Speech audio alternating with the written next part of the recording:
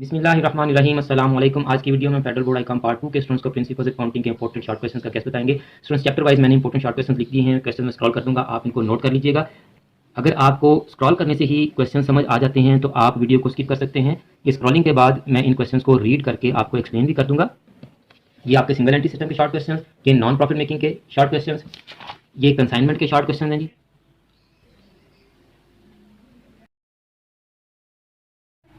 ये डेप्रिसिएशन के short question scroll करते करते मैं आपको ये भी बता दूं कि आपके chapter single entry system, non trading concern और डेप्रिसिएशन की एक्सरसाइज के तमाम क्वेश्चंस के सोल्यूशन की वीडियो चैनल पर मौजूद हैं। लिंक्स मैं डिस्क्रिप्शन में दे दूंगा, आप वहां से अपनी तैयारी कर सकते हैं स्टूडेंट्स। ये जॉइंट स्टॉक कंपनी के इंपॉर्टेंट शॉर्ट क्वेश्चन, अकाउंटिंग के अलावा बिजनेस स्टैटिस्टिक्स के भी मुख्तलिफ लेक्चर चैनल पर मौजूद हैं। उन वीडियो लेक्चर्स के भी लिंक्स मैं डिस्क्रिप्शन में दे दूंगा, आप वहां से बिजनेस स्टैटिस्टिक्स की तैयारी भी कर सकते हैं। क्वेश्चन स्क्रॉल करने के बाद मैं इनको रीड भी कर दूंगा। और ये पार्टनरशिप के आपके जो 4 चैप्टर्स हैं उनके मैंने तमाम के क्वेश्चंस इकट्ठे ही लिख दिए हैं, आप इनको नोट कर लें। मेरी दुआ है कि जो क्वेश्चन मैं आपको बता रहा हूँ आपके पेपर में क्वेश्चंस इन्हीं में से आएँ और आप तमाम स्टूडेंट्स के पेपर्स इंतहाई अच्छे हों और आप तमाम स्टूडेंट्स इंतहाई अच्छे नंबर से कामयाबी हासिल करें। अब मैं इन क्वेश्चन को रीड कर देता हूँ students.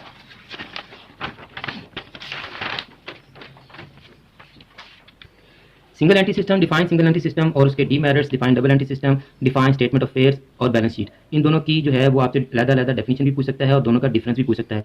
Define increased net worth method. What is conversion method? Number of methods in single entity system. Non-profit making organization. Define non-profit organization, its purpose और objectives. Define the following terms and their treatment. यानी ये इनकी आपसे वो definition भी पूछ सकता है और ये भी पूछ सकता है कि इनकी ट्रीटमेंट क्या होती है। ट्रीटमेंट से ये मुराद है कि इनको हमने इनकम एंड एक्सपेंडिचर अकाउंट में रिकॉर्ड करना है या बैलेंस शीट में लेके जाना है, तो आप वीडियो लेक्चर से इसकी तैयारी भी कर सकते हैं नॉन प्रॉफिट ऑर्गेनाइजेशन की, और ये भी सीख सकते हैं। इसकी मैंने एक पूरी अलग से वीडियो बनाई है जो terms non profit making organisation में यूज होती हैं, इनको मैंने एक्सप्लेन किया है। आप वहाँ से शॉर्ट क्वेश्चन की तैयारी भी कर सकते हैं।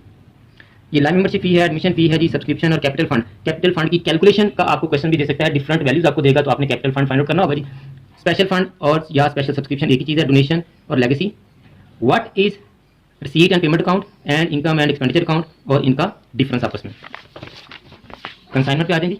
पर यूनिट कॉस्ट की और अनसोल्ड स्टॉक की आपसे वो कैलकुलेशन भी पूछ सकता है और जनरल एंट्री भी पूछ सकता है कि इनकी ये जो अनसोल्ड स्टॉक है इसकी जनरल एंट्री क्या हो सकती है जी। What is consignment, why consignment account is prepared. फिर कंसाइनमेंट इन और कंसाइनमेंट आउट की डेफिनेशंस और इन दोनों का डिफरेंस है जी। Define account sale, prepare account sale with imaginary data. यानी आपने अपने पास से हाइपोथेटिकल वैल्यूज लेकर, फर्जी वैल्यू लेकर तो आपने अकाउंट सेल बनाना है जी। आप स्पेसिमन देख लें, बुक में आपको अकाउंट सेल का स्पेसिमन मिल जाएगा। Difference between consignment and sale, commission, del credere commission और ओवरराइडिंग कमीशन। ये तीनों कमीशन यानी ordinary commission, del credere commission और ओवरराइडिंग कमीशन, इन तीनों की डेफिनेशंस और कोई सी 2 कमीशन का आपसे वो डिफरेंस पूछ सकता है जी।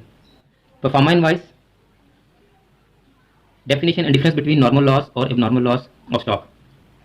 Who are consignor, who are consignee, ये इस तरह से आपसे क्वेश्चन पूछ सकता है जी। उसके बाद आ जाएंगे आप जॉइंट स्टॉक कंपनी पे। Definitions and types of joint stock company, ये इन तमाम की आपसे वो डेफिनेशन भी पूछ सकता है और इनमें से कोई से भी 2 का डिफरेंस आपसे पूछ सकता है। जैसे आपको प्राइवेट और पब्लिक का डिफरेंस पूछ सकता है आपसे, या पब्लिक और अनलिमिटेड कंपनी का डिफरेंस पूछ सकता है, या इनकी डेफिनेशन भी पूछ सकता है। Company limited by share, company limited by guarantee. फिर है जी फीचर्स या प्रैक्टिस्टिक्स ऑफ पब्लिक लिमिटेड कंपनी। फिर इसके डिफरेंट फीचर्स हैं, लेकिन ये 4 फीचर्स जो हैं ये वेरी इंपॉर्टेंट है। Separate legal entity, perpetual existence, limited liability और कॉमन सील। फिर है जी फॉर्मेशन ऑफ कंपनी। कंपनी की फॉर्मेशन के जो डिफरेंट स्टेजेस हैं वो आपसे 1 बाय 1 की डेफिनेशन भी पूछ सकता है और उनमें डिफरेंस भी पूछ सकता है आपसे। वो कौन से स्टेजेस हैं जी? प्रमोशन स्टेज है, इनकॉर्पोरेशन स्टेज है जी, प्रॉस्पेक्टस है, मेमोरेंडम ऑफ एसोसिएशन है और आर्टिकल्स ऑफ एसोसिएशन है। ये आपने बैंकिंग में भी किए होंगे, डॉक्यूमेंट सेम है, स्टेजेस सेम है, कंपनी की जगह सिर्फ वहाँ पे बैंक यूज होता है जी। प्रीलिमिनरी एक्सपेंसेस हैं जी। फिर डेफिनेशन और डिफरेंस है जी अंडर राइटर का और प्रमोटर्स का जी। इसके कुछ और क्वेश्चन है जी।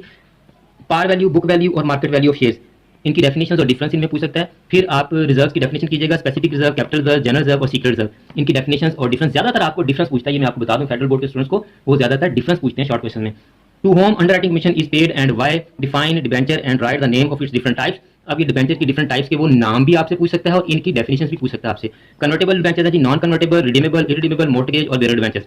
फिर अगेन डिफरेंस आ गया जी, डेफिनेशन भी होती है, डिफरेंस भी। अगर वो डेफिनेशन पूछ ले तो एक ही पूछता है या 2 की पूछ लेगा या 2 का डिफरेंस पूछ लेगा आपसे। शेयर और डिबेंचर का डिफरेंस ये बहुत इंपॉर्टेंट है। शेयर होल्डर और डिबेंचर होल्डर का डिफरेंस ये भी बहुत अहम है। ऑथराइज्ड कैपिटल, शेयर कैपिटल और रिजर्व कैपिटल, इन 2 का डिफरेंस आपसे ज्यादा पूछता है वो। फिर है जी आपसे वो जनरल एंट्री भी पूछ सकता है, इश्यू ऑफ शेयर की और इश्यू ऑफ डिबेंचर की आपसे वो जनरल एंट्री भी पूछ सकता है। डेप्रिसिएशन पे आ जाए जी।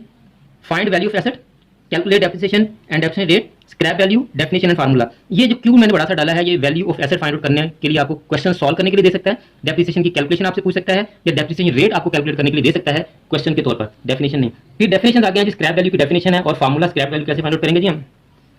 Definition and difference between wear and tear, depreciation depletion, amortization, obsolescence, fluctuations, reserve, provisions. Characteristics, causes of depreciation, definition and causes of external and internal depreciation, par value, book value, market value of an asset. वहाँ shares की par value, book value और market value थी, यहाँ assets की है. What is meant by cost price of an asset? What is meant by working life of an asset?